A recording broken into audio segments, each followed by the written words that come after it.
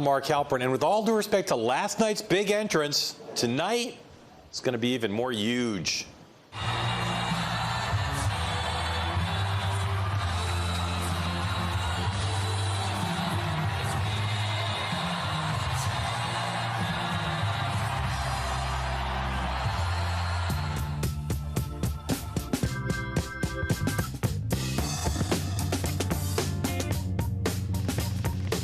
Welcome to Cleveland and day 2 of the Republican National Convention. Pretty much the only thing the political world is talking about now, Melania Trump's speech from last night at the Q Arena just behind me here, Bloomberg Politics World Headquarters. If you've missed all the hubbub about Melania Trump's well done but flawed address, let us catch you up. Melania, speech, plagiarism. Here's what happened. Convention night 1, big debut, home run. That was a home run. Absolute home run. This was supposed to be a home run. Supposed to be? There does seem to have been an error on the field. Twitter says she copied Michelle Obama. She said work hard for what you want in life. She said work hard. You work hard for what you want in life. She said your word is your bond. She said your word is your bond. Critics say plagiarism. This is obviously plagiarism. Christie says only 7%. 93% of the speech is completely different than Michelle Obama's speech. Fireable? At the Bloomberg breakfast, Reince Priebus says probably. Probably. Paul Manafort sticks to his own script. We're just going to move on. Any other questions on different topics? Any other topics, because I don't want to keep going over the same issue. Then he blames Clinton. Certainly we've noted that the Clinton camp was the first to get it out there. Clinton's team says nice try, not true. Sean Spicer says Michelle Obama did it too. Who did she plagiarize? Look, I just quoted Twilight Sparkle from My Little Pony. She said something similar too. So did Mrs. Obama plagiarize her? I would never say that.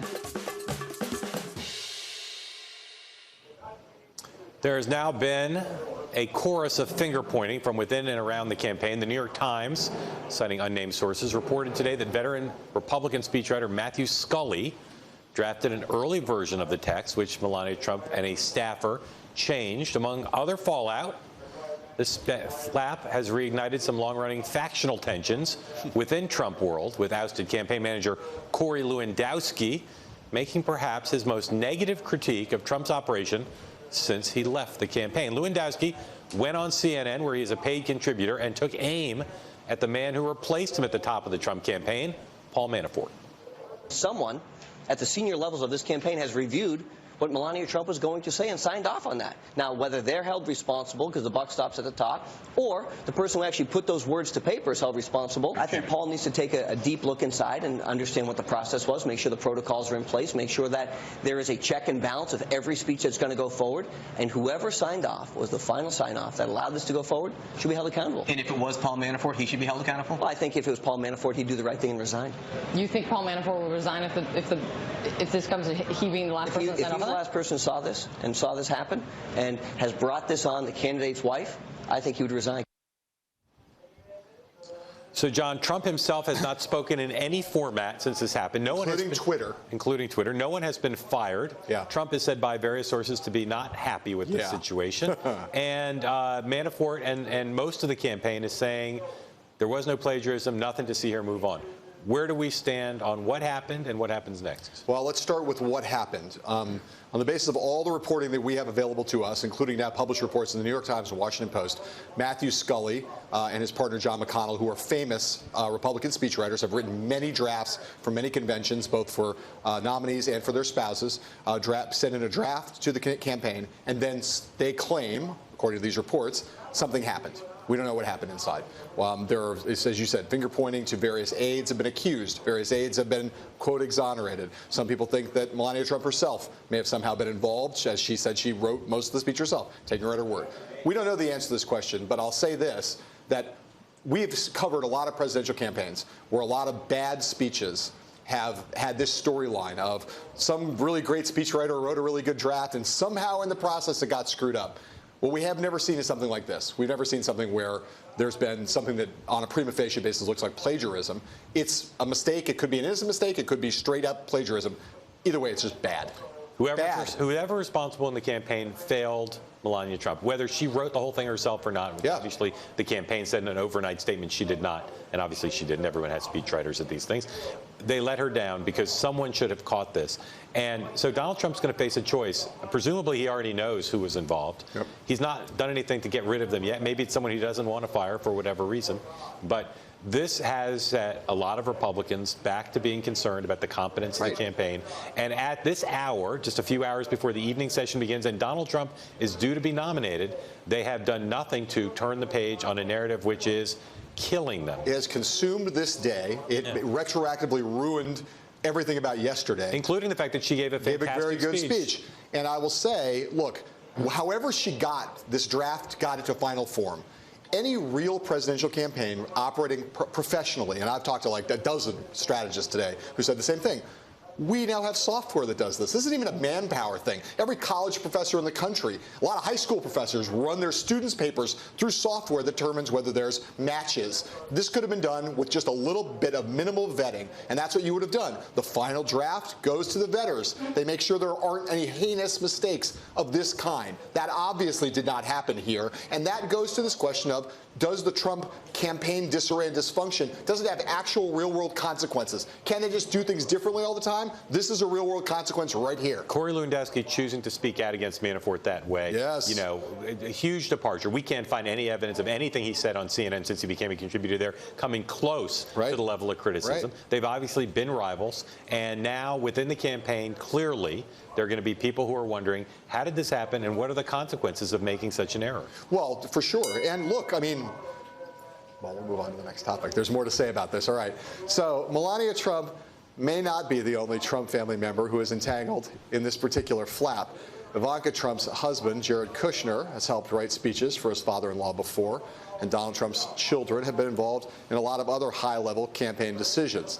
They have also been some of his best defenders. For the next 3 nights, Trump's kids will speak at this convention, starting with Tiffany and Donald Jr. tonight. And in an interview with Good Morning America, Ivanka had these harsh words for Republican leaders who are skipping this week's festivities here in Cleveland. I do want to ask you about the convention. The Bush family, Mitt Romney, John McCain, not attending. What do you think it is about your father that makes him such a polarizing figure? My father is an outsider, and we went through a very tough primary, and he emerged from that the winner, but there were certainly ruffled feathers along the way. Was that hurtful to hear, though, that some major figures in the party would not? No, that's their choice. You know, if they don't want to be part of the narrative, if they don't want to be part of the future. The conventional wisdom spattered by many over the past 2 months that Trump's children are his greatest political assets after Melania's speech basically ruined the first night of this convention. Not her fault, but it still ruined it. Are Trump's offspring now the most likely ones, you think, to get things back on track? Tiffany Trump, who's been less high-profile than the other 3 older adult children, speaks tonight. Don Jr. speaks tonight. He's been a great political asset for his father. Eric speaks tomorrow, Ivanka on Thursday. They are heavily involved in the campaign. They have been a close-knit team. And, of course, the model for this is what they've done at the business, where the 4 of them have worked very closely together in some new real estate projects, a hotel in Washington, et cetera. I think that all of them would be understandably nervous as they walk out. But I think all of them are going to produce speeches that help turn the page. Because remember, Manafort was quite clear yesterday when we spoke to him. They want this convention to be about showing sides of Donald Trump that people don't know about, that they don't realize. And I think all 3 of them are in a position to do that. But they better vet their speeches. Yeah, well, look, I mean, you said 2 slightly different things there. One was you predicted that they would help turn the page. The other was that they were in a position to. I'll decline to make predictions especially after last night. But I'm with you on the first one, right? I mean, they're all he got over the next 3 nights. The family, what the goal was, as you said with Manafort, show a different side of Donald Trump. This family has been in a better position to do that than anyone. Again, Melania Trump was in a position better than anyone last night to do it, and for reasons, again, probably not her own fault. Her speech is just not going to be remembered through the filter of the press for anything. It's a boomerang. So now the standard's even higher. Everyone's going to be scrutinizing these speeches tonight, on Tiffany and Donald Jr. in a really intense way. I don't know whether they're going to make the bar tonight, whether they're going to be able to turn the page, whether they're going to show us something about their father's heart. They have a chance to. Until Donald Trump speaks out about what happened and how he feels about it, it's going to be hard for anybody, right, including that's the rest of the family, to turn the page. This story lingers. All right, in addition to the Trump children, there is a fresh batch of speakers, of course, lined up to fill the program tonight, along with the nomination of Donald Trump. On the list of speakers, Ultimate Fighting Championship founder Dana White, Senate Majority Leader Mitch McConnell, House Speaker Paul Ryan, and Trump's former presidential campaign rival Ben Carson. In addition, the other big speaker tonight, Chris Christie, governor of New Jersey, who we caught up with last night at the Q and asked him what he thought about Republicans who say they still won't back their party's soon-to-be nominee. We all signed a pledge. I signed it. I didn't want to sign it because I've been a Republican all my life. I don't think I should have to sign anything to prove that I'm a loyal member of my party. But the national chairman said he wanted us all to sign it, so we all did. Anybody who signed that pledge and is not here is breaking their word to the people of our party and to the American people. And that's just wrong. All right, so besides Trump family, John, who is up tonight who can help turn the page to have night 2 be more successful than night 1 ended up being? I am virtually certain that you and I are going to agree 100% is that the person who's in the best position to do this is the person featured in our cold open, Mitch McConnell, who is, a rhetorical giant, a great performer, loves Donald Trump, has no reservations. Oh, wait, okay, so not McConnell. Probably not Paul Ryan either. I mean, the guy who has the most rhetorical chops in that group is Chris Christie, and we know he has bad history, gave a terrible speech at the 2012 Republican convention, but still believes he has a huge future in Republican politics, and apparently still feels really loyal to Donald Trump. He could set off some fireworks tonight. If Christie gives a great speech about Trump, a great speech, then I think it could help. But the problem is, he spent a lot of the week talking about how disappointed he is that he wasn't put on the ticket. Yeah. And that, I think, is going to hurt the filter a little bit of it. But what they need tonight is some star power to change things. And I think the combination of Chris Christie, Donald Jr., has the potential to get people to focus what the two things they want to focus on, primarily talking about Trump, testifying about Trump, but also talking about the difference between Trump and Clinton. And Christie believes he can do that as well as anybody in the party. I think the problem, again, with the filter is that there's so many people now who have kind of written Christie off in such a dramatic way, and there's now so much focus on the children because of what happened last night that I think, Christie would have to hit a titanic home run for it to really make a dent, because everyone's just going to be looking at those two Trump kids with such intensity. 4 years ago, Christie came into the convention in Tampa and gave a speech that people criticized for being too much about Romney. And too much about Christie. Too much about Christie, not enough about Romney. Yeah. And he bristled at that and complained about it. But they were right. But the reality is he prepared a lot for that, and fair or not fair, the verdict was it was not a success. Let's see if, given everything that's been going on, that he's prepared tonight, whether he's thought through how to make a speech presentation that does what it needs to do. All right, when we come back, Mike Murphy, the great, the one and only Mike Murphy, rises. We'll talk the Jeb Bush super PAC right after this.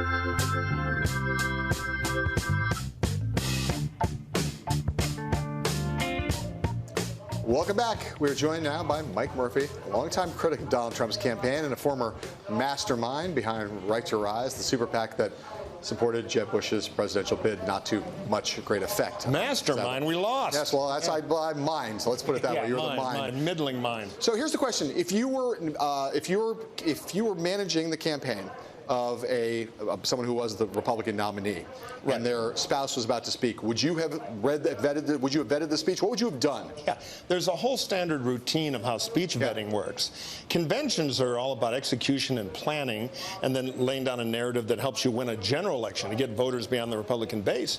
So, I mean, it's a huge staff failure that this happened. And I think it's been exacerbated by the fact that Trump guys, when they screw up, they dig in. Right.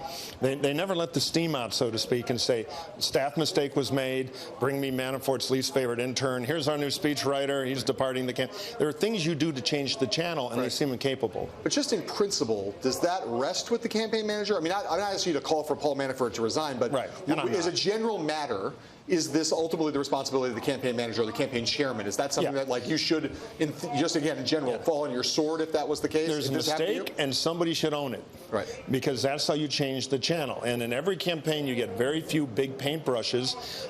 Trump's speech coming up later this week is one. The debates are another. They're in a tough situation. In the real polling, I think he is behind. You can debate how much. He's got to have some forward motion here, and junk like this screws that up. You're no fan of Trump, and so I think some viewers may look at everything you say and just say this is just more of whatever. So let's stipulate that. Let's stipulate that some Republicans will say all the coverage today being dominated by this is liberal media bias. Is the attention being paid to this all day, to the exclusion of almost anything else at the convention, fair? Yes, it is, but the media will pounce on mistakes in a big vacuum like this. That is a rule of gravity, regardless of how I feel about Trump.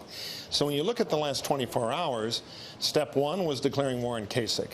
You know, clumsy. Maybe they changed this channel to something better. Then they had their floor fight. Now, you can argue it might have been worse to have a roll call and show less than a nominum. They had a problem there. But the brute force created more story and trouble. And then we go to the speechwriting team of Xerox and Konica. So I would say the press will, if you're tripping, the press will shove you, regardless of what party. Yeah. It's not ideological. I'm just amazed this morning. I thought Trump would fire someone, or go on Fox News or do a tweet that says, the Clintons in the Mena airport or Vince Foster, something to just change the subject. They've basically left the vacuum in place all day, except to respond in a way that most of the press doesn't find credible. And what you have to understand is you've got thousands of press here barking like seals to be fed. So you either feed them or they dig a tunnel and eat you. That's the choice, and they're being eaten rather than feeding. Feeling almost an irresistible urge to go, that's pretty good. Yeah, that's not bad, right? So we just had a discussion, right? You got the two of the kids, a couple more kids coming. Yeah. Is there anything that could actually fix this before Trump's speech on Thursday? I mean, again, I think the page. There are tactical things they could do to relieve the pressure, but the next big thing is Donald Trump talking to the country. And the question is, will we have a new and improved Donald Trump that will somehow connect the voters outside the Republican base? Or he's still got trouble. But if this is the primary never ends convention, that doesn't move his ball forward. So I think that speech is everything. But they could get this speech thing out of the way if they cop to it and move on, because they don't have to. There was no malice. This was not like they copied it to be evil guys. It was sloppy staff work, and she spoke from the heart, and people believed what she said. She wasn't lying. Just the prose was lifted by a lazy speechwriter. So shoot the speechwriter, praise the speech, move on. They seem incapable. Roger Stone. Yes, a friend of mine. I've seen him around here in town. He has no formal role in the campaign. He was at the announcement of Mike Pence on Saturday. Is he value added for the Trump campaign? You know, Roger's a friend of mine. I think he's a pretty good consultant. He's in the publicly crazy business, too. If he could tamp that down a little bit and not be a lightning bolt for attention, he has the skills to run a superior campaign than what they're running now. Now, whether or not the internal dynamics will work and getting Roger in, he's a controversial person, blah, blah, blah. That's Trump world's problem. Right. But he knows what he's doing. But he adds value. Oh, yeah, he is a seasoned veteran consultant who, if he can get out of the Novelty Act thing a little bit, is a very smart guy. All right. Mike Murphy, stay here with us. Okay. We're not going to let you leave, the SEALs. We'll continue this conversation and some more barking for fish after these words from our sponsors. I brought a sardine.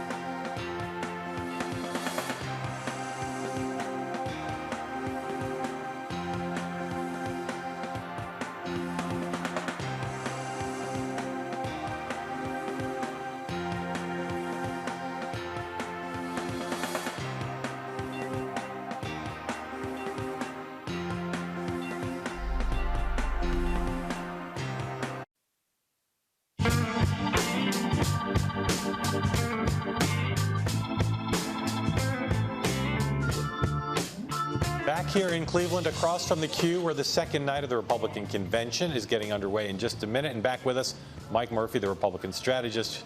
He's worked on a lot of presidential campaigns, and this cycle worked with Right to Rise, the super PAC dedicated to getting Jeb Bush, the Republican nomination. And host of a fabulous podcast, New Mark. podcast. Tell us about the podcast, Mike. Radio Free GOP. Yeah, 30 minutes a week, inside interviews with political hacks, and we have a lot of fun. And it's got a Twitter account and everything. The whole deal. We're even on the face web or whatever the kids are into.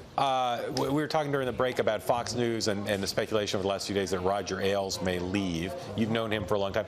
A Roger Ailes-less Fox News channel, does that change its role in Republican politics? Well, I think it's his creation. Yeah. He is the guy who really envisioned something that was atypical.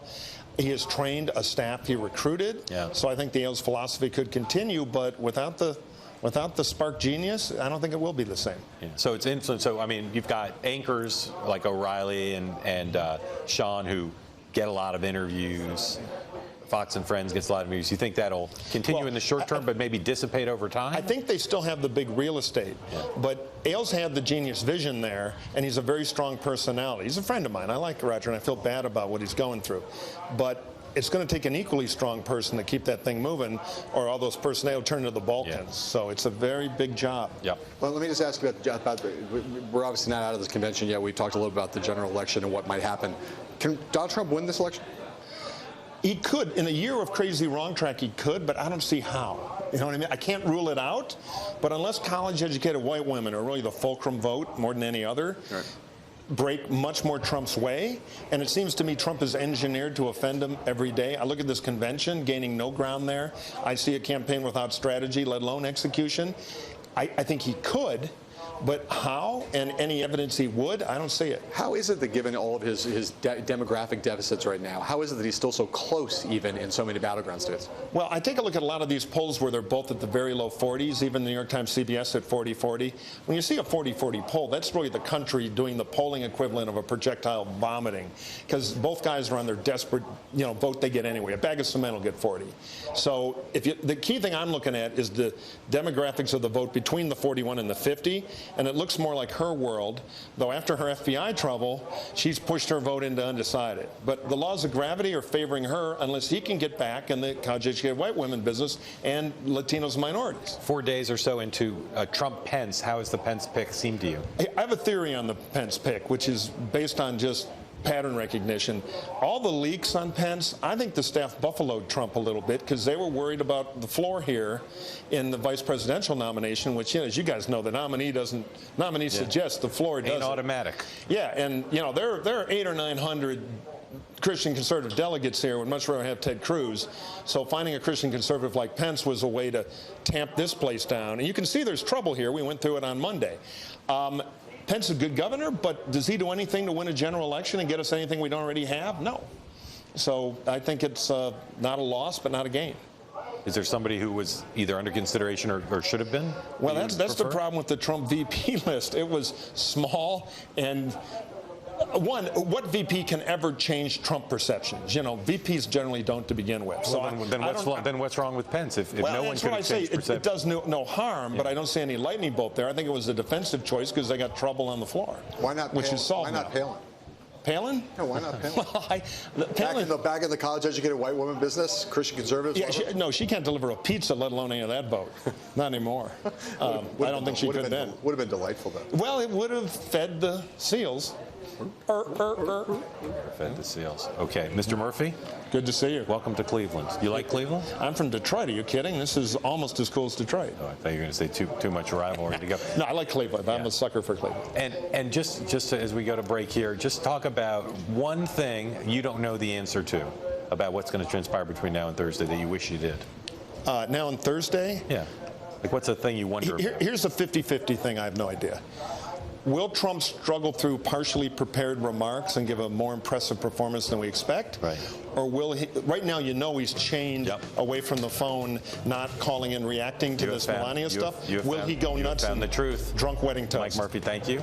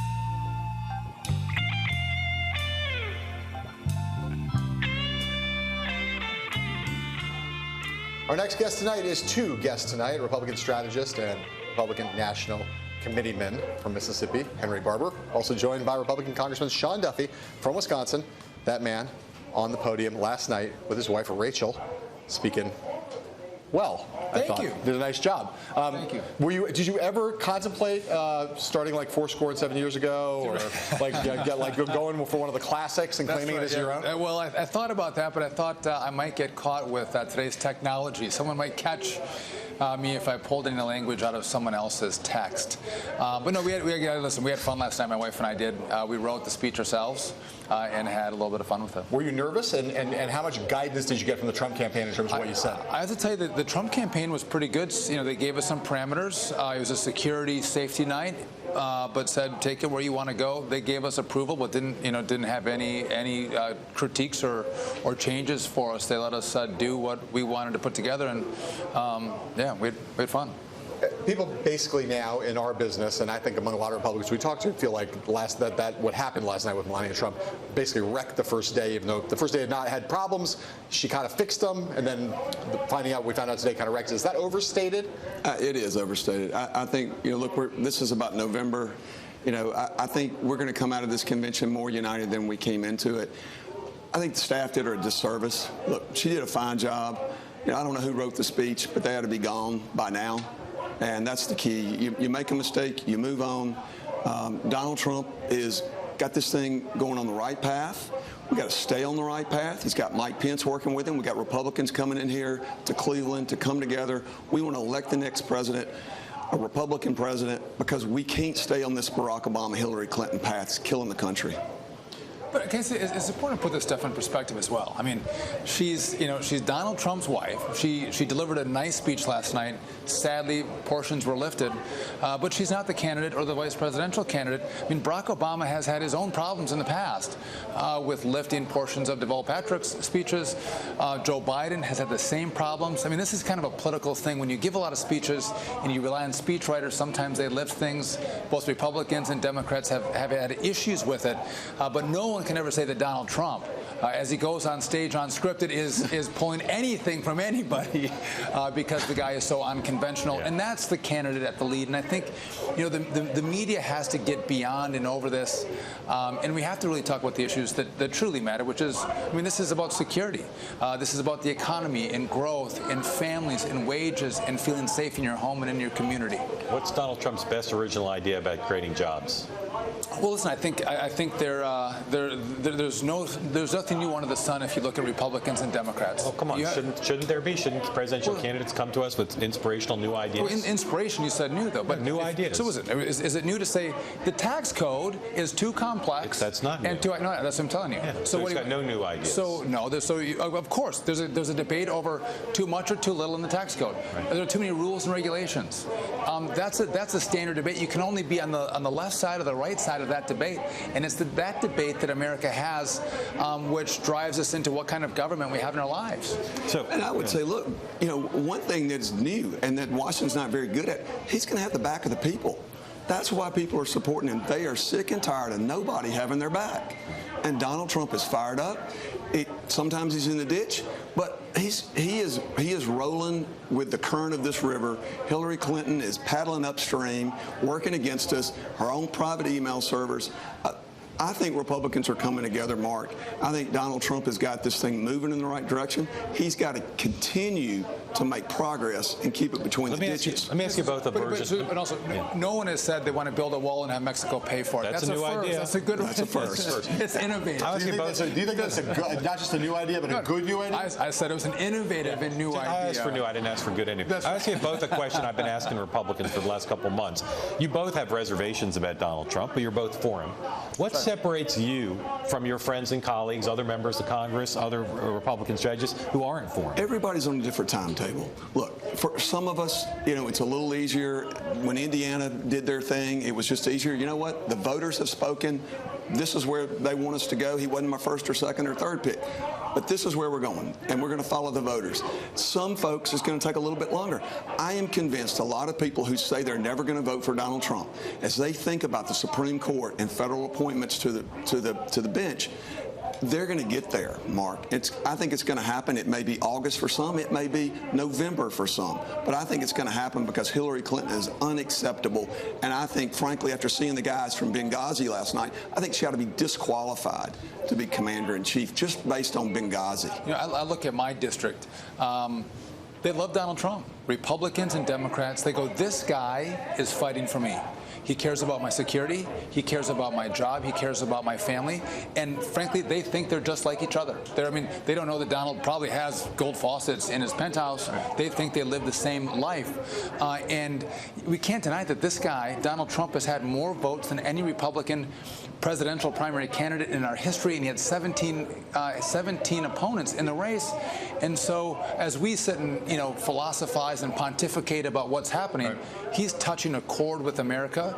And I think the politicos, which we'll all say we are eventually going to get on board and say, you know what, this is where the train is going. Either I'm with Donald Trump, or frankly, I'm going to be with Hillary Clinton. And I think, as Henry said, I think our side of the aisle is going to consolidate eventually to Donald Trump, and they'll all be at the polls because they don't want to have Hillary Clinton as the next president. So we should note at this moment that although you guys are coming through loud and clear on television, there's a bunch of noise that are people hearing on TV also. That these protesters, people yelling outside, not complaining about you too, although they might have grounds to, but they are. That is what you're hearing. You happen to be hearing a bunch of noise.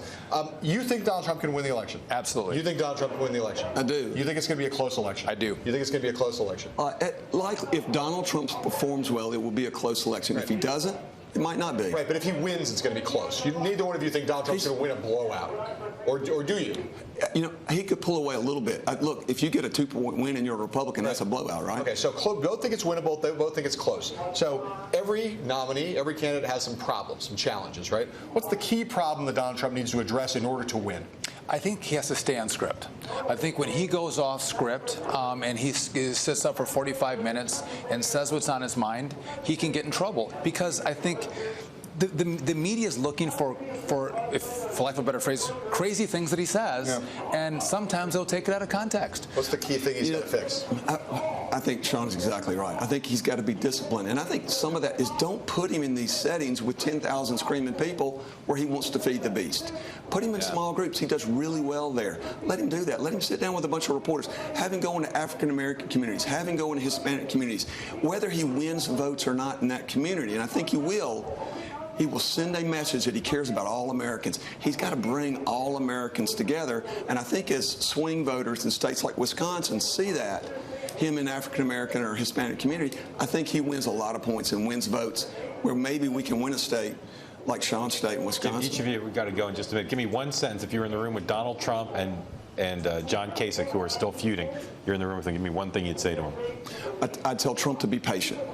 I'd tell Kasich, what are you doing? Get on with it. Hillary Clinton.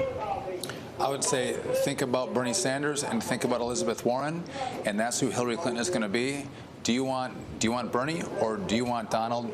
Get on board, John. The train is leaving. And if you want a future in politics, in a 4 years or 8 years from now, you got to be part of this team, or else you're going to make a lot of people angry. I think Donald Trump would like those messages. I think that John Kasich might reject them somewhat.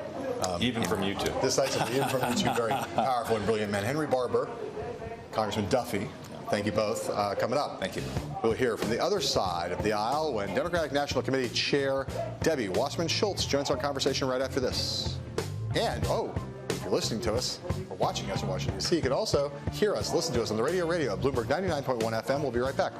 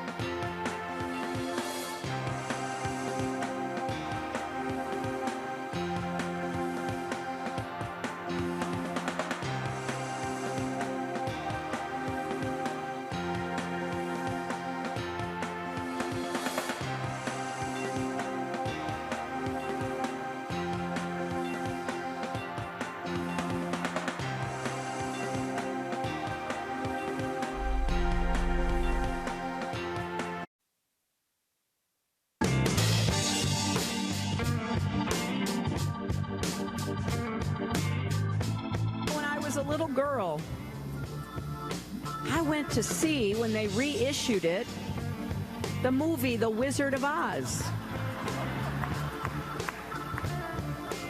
And there were similarities that appeared to me. You know, lots of sound and fury, even a fog machine. But when you pulled back the curtain, it was just Donald Trump with nothing to offer to the American people. That was, of course, Hillary Clinton speaking about the Republican National Convention here in Cleveland. She was today in North Las Vegas at an event. Here with us now in Cleveland is a multitasker, the Democratic National Chair, Congresswoman Debbie Wasserman Schultz, here in Cleveland to talk about Republicans and planning, with her other hand, your convention, which starts on Monday in Philadelphia. Yes. Welcome. Thank you. Tell me about Tom Vilsack. What do you think of him? Tom Vilsack was a really wonderful governor of the state of Iowa and has been doing a fantastic job as our Secretary of Agriculture. And I think he's is he a liberal, conservative, moderate? What is he? I would say that he's a center-left, moderate public servant that, it would be center-left if I was going to place him somewhere. Tell me about Tim Kaine. Tim Kaine also did a fantastic job as governor of Virginia, was my predecessor at the DNC, is now a United States senator, has a lot of experience really in terms of foreign policy, lived abroad, is fluent in Spanish. If either of them were picked as Hillary Clinton's running mate, how would your delegates and your party members from around the country react? Well, and I think anyone that has been talked about on the short list that Secretary Clinton is reviewing would make excellent vice presidential candidates and would bring different assets to the ticket. Right. There's no doubt, I'll ask the question. Do you have any doubt in your mind that the selection of Elizabeth Warren would generate more excitement among rank-and-file Democrats than the selection of either of those other two guys? I think that there are different assets that each person being considered would bring, and yes, Elizabeth Warren would bring excitement, but there are other candidates potential candidates that would bring a different kind of excitement depending on what you're trying to, who you're trying to draw from. So putting people on the ticket often is a way to address various kind of political challenges, political problems you have, right? Did you think that that Hillary Clinton, does she have an enthusiasm issue? Does she need to get rank-and-file Democrats excited, or are they excited enough for her to win? No, I think that Hillary Clinton on her own is going to be able to really excite our base. We have an opportunity to make history by electing the first woman candidate for president from any major party being nominated in American history. And beyond that, she's the most respected and admired woman in the world, the most prepared candidate, and she is really, I think you'll see next week, going to generate a tremendous amount of enthusiasm and has been all over the country. So just why is it, given all the things you just said about her, and given all the horrible things you believe about Donald Trump, why is this race even close? Well, because, first of all, it's July. And so I know that all of you in the media really obsess about national polls. And battleground polls. Yeah, but they're basically within the margin of error everywhere. In July, polls don't mean a whole lot. What does mean a whole lot is your ground game and the ramp up to the ground game, in which the Republicans are very publicly, admittedly, far behind us. Donald Trump has no staff here, to speak of in Ohio.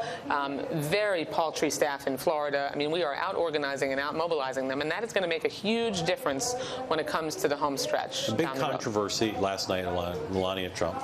Normally, when there's a big controversy involving Donald Trump and the Republicans, your party would jump all over it. The Clinton campaign would jump all over it. There's been virtually no reaction to their controversy. Why is that? Melania Trump gave a very nice speech and comported herself well from the podium and presented herself very nicely to the American people. And, it's up to the Trump campaign to defend the content of that speech. Well, but again, you'd normally jump over any time they had some weakness or some problem. Is it because you think spouses are off limits?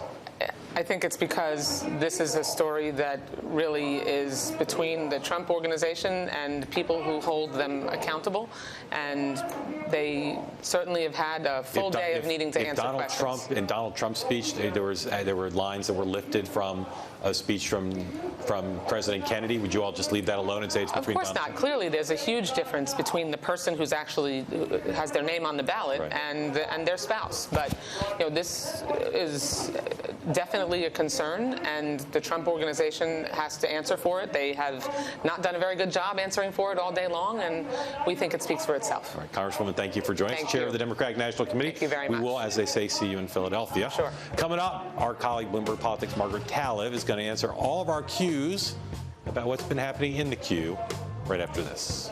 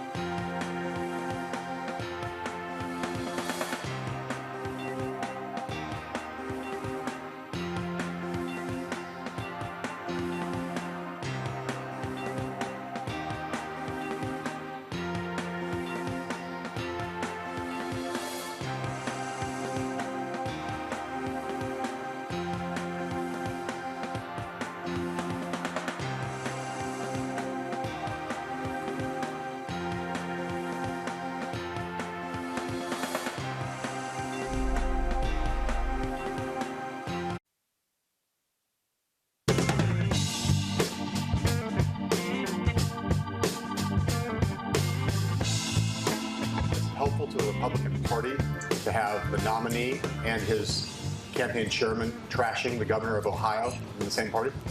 Well, I mean, it's a good way to put it, but no, I would rather just keep things positive. And yeah, I mean, of course, guys. That was the Republican Party Chairman Reince Priebus talking about John Kasich at this morning's Bloomberg Politics RNC breakfast, hosted by our friend Al Hunt, right here in Cleveland. Joining us now is another Bloomberg colleague, senior White House correspondent Margaret Talib. Great to have you, Margaret. We just had the chairwoman on. We asked her why the Clinton campaign was not making more hay with the Melania Trump plagiarism scandal or controversy. She gave what I thought was a pretty disingenuous answer. What do you think is going on? I mean, disingenuous in the sense that she said, well, they just won't let them hold them accountable, when, in fact, they jump all over most of Trump's missteps. So what do you think is going on? Why are they playing it so light? Part of this is a get-out-of-the-way situation. I mean, look, this is the Republican convention. Traditionally, the other party heading into that convention kind of steps off the gas and lets the other people have their moment. And if it's to hang yourself, it's to hang yourself. When Hillary Clinton gets involved in it too aggressively in this, it risks backfiring. Melania Trump may be a much more sympathetic figure than her husband. Everybody knows she didn't write her own speech. English isn't her native language, all of this. If they hammer her on it, they risk it boomeranging. Whereas if they sit back and sort of let the Republicans do the damage to themselves, it's just much more fun for them, I think. I'm old enough to remember the time when, during the conventions of the Democrats, say the Republican nominee would go into hibernation for 4 days and be totally dark. Right, those days are gone. Those days are gone. She's got a pretty aggressive schedule this week. She does, and so we saw her, begin the week with the NAACP, talking to AFSCME today in Vegas. These are, yes, exactly, not only a few hours away by car. But these are moves to the base, right? Talking to African-American voters, talking to organized labor. And there is a real balancing act between kind of hitting her own niche groups that are likely to be sort of watching the convention, looking for something to get whipped up about, and then again kind of stepping off of the gas and trying to figure out when more is less or when less is more, you know. Do you think that the question of who Clinton is going to select as her running mate is now down to a really, really, really short list? It certainly seems that way. I mean, it certainly seems like it's most likely down to Tim Kaine and Tom Vilsack. Right.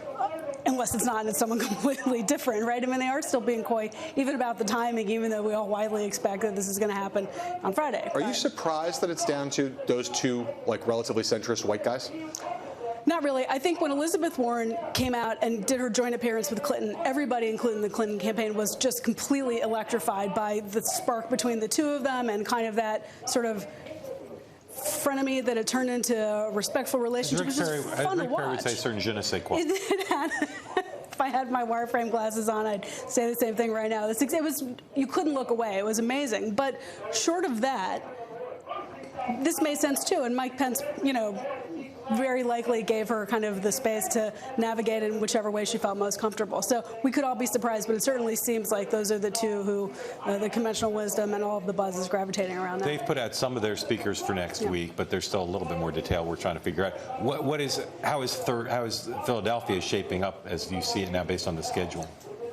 Well, Philadelphia, I mean, look, once the VP pick is selected, then it's all steam ahead towards Philadelphia. And the Democrats have been disunified a little bit leading up to Bernie Sanders sort of getting on board. But there's so much disunity here at the Republican convention, it is giving Democrats something to rally around. So I think you're going to see all of the heavy hitters with the high favorables in the Democratic Party, President Obama, Mrs. Obama, Joe Biden, all those folks coming together. And it will allow Clinton potentially to make this a much more unifying event than it had started out. Yeah.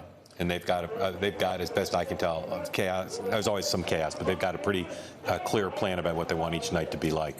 Yeah. All right, Margaret Taleb, it's great to see you. Thank you. Great to have you here. We'll be seeing you here out in Philadelphia, too. And before that, we'll be back here with more coverage from Cleveland in a minute.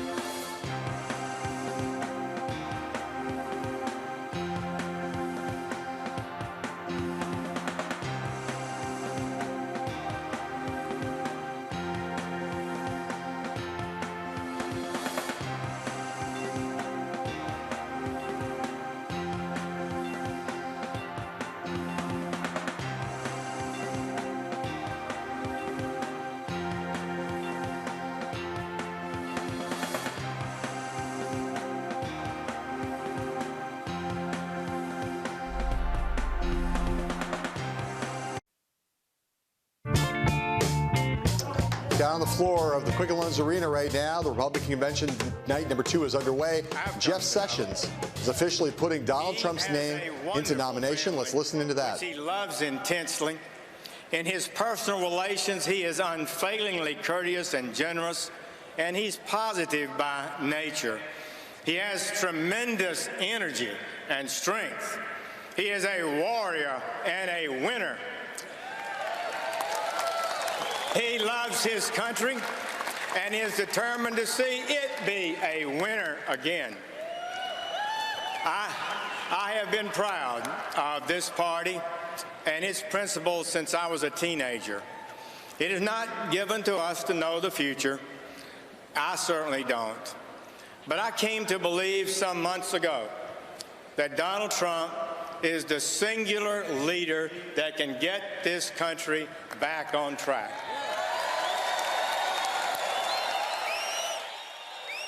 So the roll call vote is always it's a time-honored tradition. Do you get excited watching that? Is that like just as a piece of history? I do. It's exciting, but it's also history tonight. Donald Trump, someone unlike anyone alive in this country has ever seen nominated, about to become officially the Republican nominee. No more presumptive. Incredible thing. When New York's going to take it over the top pretty shortly here. Coming up on Bloomberg West, Emily Chang is going to sit down with former Yahoo board member Eric Hippo. Until tomorrow, when Mark and I will be back here in Cleveland, getting ready for night 3 by the time you see us again.